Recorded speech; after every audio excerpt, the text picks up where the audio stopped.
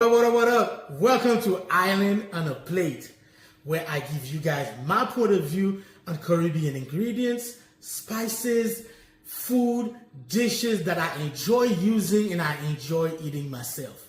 Let's talk about Epis, aka sofrito, depending on where you're from. Greece seasoning in some of the islands in the Caribbean. Or the Haitian cuisine, we call it Epis. Use it to marinate meats, fish, poultry, pork, etc. And also we use it as a base for sauces, rice, stews, soups, whatever you name it. I always say I put that ish in everything. It is savory, aromatic, and herbaceous. It's a perfect blend of brightness that you get from the citrus or from vinegar if you add it to it.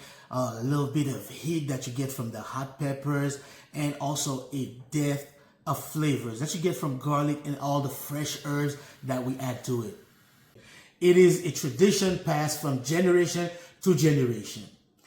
Each and every single Haitian household has its own variation.